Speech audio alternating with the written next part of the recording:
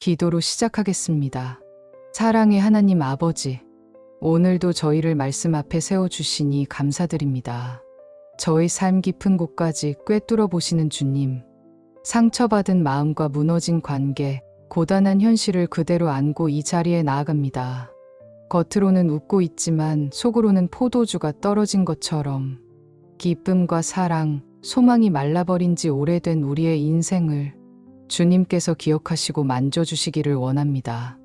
마리아처럼 우리의 문제를 감추지 않고 주님께 먼저 아뢰입니다. 말씀의 능력이 오늘도 저희를 치유하고 무너졌던 것들을 다시 세우는 기적의 시작이 되게 하소서. 우리의 눈물과 유리함을 아시는 주님, 이 시간 말씀이 살아 움직이는 생명으로 역사하여 주시옵소서. 살아계시는 우리 주 예수 그리스도의 이름으로 기도합니다. 아멘. 히브리서 4장 12절의 말씀입니다. 하나님의 말씀은 살아있고 활력이 있어 좌우의 날선 어떤 검보다도 예리하여 혼과 영과 및 관절과 골수를 찔러 쪼개기까지 하며 또 마음의 생각과 뜻을 판단하나니, 이 말씀은 단순히 성경이 예리하다는 뜻이 아닙니다.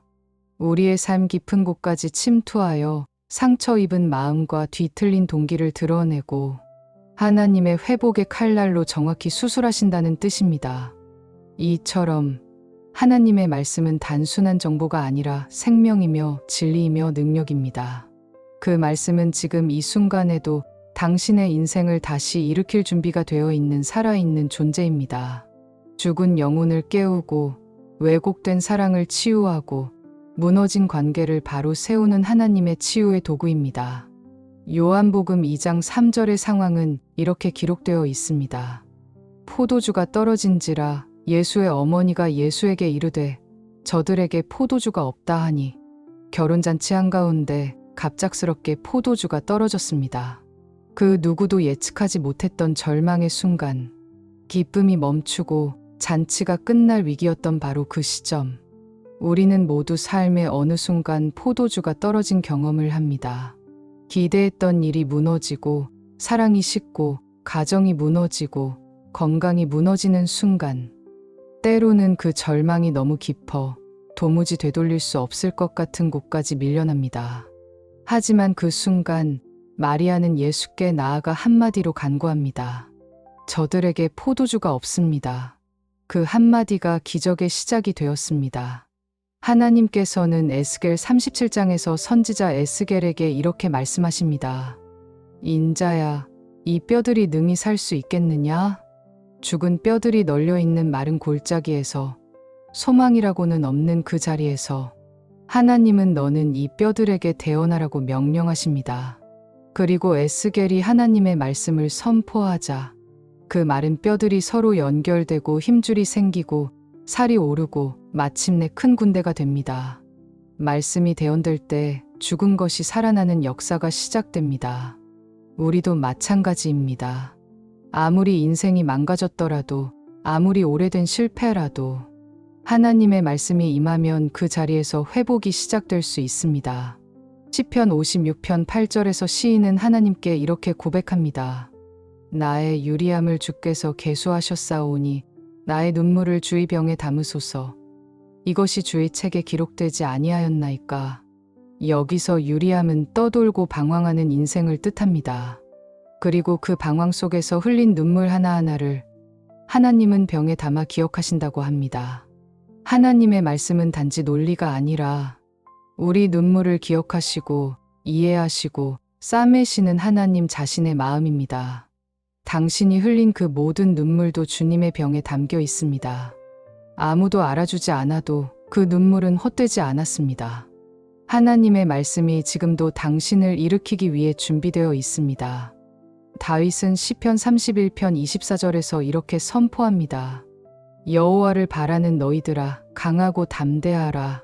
이 말씀을 원어에 더 가깝게 번역하면 여호와께 소망을 둔 너희들아, 너희는 강하고 담대해야 한다는 뜻입니다. 문제를 해결하는 힘은 상황에 있지 않습니다. 우리의 소망의 방향에 달려 있습니다. 예수님을 바라보는 자는 쓰러져도 다시 일어납니다. 왜냐하면 주님은 넘어진 자를 다시 일으키시는 분이시기 때문입니다. 누가복음 15장에 등장하는 탕자의 아버지는 이렇게 기록되어 있습니다. 이에 일어나서 아버지께로 돌아가니라. 아직도 거리가 먼데 아버지가 그를 보고 달려가 목을 안고 입을 맞추니 탕자의 인생도 포도주가 떨어졌던 인생입니다. 쾌락으로, 자유로, 자아로 흘러간 그의 인생은 결국 돼지우리에서 끝이 납니다. 그러나 그가 말씀을 떠올렸을 때, 아버지를 떠올렸을 때 그는 다시 아버지께로 돌아갈 수 있었습니다. 그 아버지는 말씀의 상징입니다.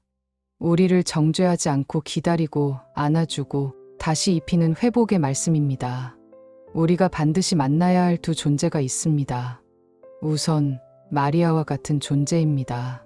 마리아는 문제의 시작에서 주님께 나아간 사람입니다. 문제를 더 키우거나 원망하지 않고 포도주가 떨어졌다는 사실을 가장 먼저 예수님께 가져간 사람. 여러분, 우리 자녀들에게 이런 마리아가 있습니까? 여러분 주변에 이런 중보자가 있습니까? 에스더에게는 모르드게가 있었습니다. 다윗에게는 나단 선지자가 있었습니다. 바울에게는 아나니아가 있었습니다. 탕자에게는 아버지가 있었습니다. 이들은 모두 인생이 엇나갈 때 주님께 인도하는 통로가 되어준 사람입니다. 오늘 우리의 자녀, 친구, 배우자에게 그런 마리아가 되십시다. 두 번째, 예수 그리스도 그분 자신입니다. 마리아도 중요하지만 문제를 바꾸는 힘은 예수께 있습니다. 예수님이 없었다면 포도주는 여전히 바닥났을 것입니다. 진정한 기적은 그분의 임재, 그분의 말씀, 그분의 능력에서 일어납니다. 마태복음 8장에서 백부장이 말합니다. 주여 말씀만 하옵소서. 그러면 내 하인이 낫겠나이다. 말씀만으로 회복이 가능합니다. 말씀은 현재형입니다. 예수님의 육신은 승천하셨지만 그분의 말씀은 오늘도 육신이 되어 우리 가운데 거하십니다. 말씀은 예시하기가 아니라 현재형 기적입니다. 그 말씀이 아브라함을 불러냈고 요셉을 애굽의 감옥에서 총리로 끌어올리셨고 마리아에게는 두려워하지 말라고 속삭이셨습니다. 그리고 지금 이 영상을 보는 당신에게도 포도주가 떨어졌지만 나는 너를 새롭게 할 수 있다고 말씀하고 계십니다. 히브리서 4장 12절의 말씀이 다시 이 자리에서 외쳐집니다. 하나님의 말씀은 살아있고 활력이 있어. 그 살아있는 말씀이 오늘도 당신을 살리고 일으키고 교정하고 인도하고 계십니다. 말씀의 능력을 붙드십시오. 낙심하지 마십시오. 포도주가 떨어졌을 때가 기적이 시작되는 때임을 기억하십시오. 기도로 마무리하겠습니다. 사랑의 하나님 아버지, 오늘도 말씀으로 저희를 만나 주시고 다시 일어설 수 있도록 손 내밀어 주심을 감사드립니다. 삶이 무너지고 포기하고 싶었던 자리에서 다시 한번 주님을 향해 눈을 들게 하시고 말씀 앞에 순종하며 회복의 길을 걷게 하여 주옵소서. 저희가 마리아와 같은 사람으로 살아가게 하시고 또한 누군가의 인생 속에 그런 중보자로 세워지게 하옵소서. 이 시대의 수많은 무너진 가정과 왜곡된 사랑, 방황하는 자녀들 속에서도 말씀의 능력이 회복의 씨앗이 되게 하시고 주님을 바라보는 모든 이들이 마침내 가장 좋은 포도주를 마시게 하소서. 기적은 여전히 가능하며 말씀은 여전히 살아있다는 것을 우리의 삶을 통해 고백하게 하여 주옵소서. 살아계시는 우리 주 예수 그리스도의 이름으로 기도합니다. 아멘.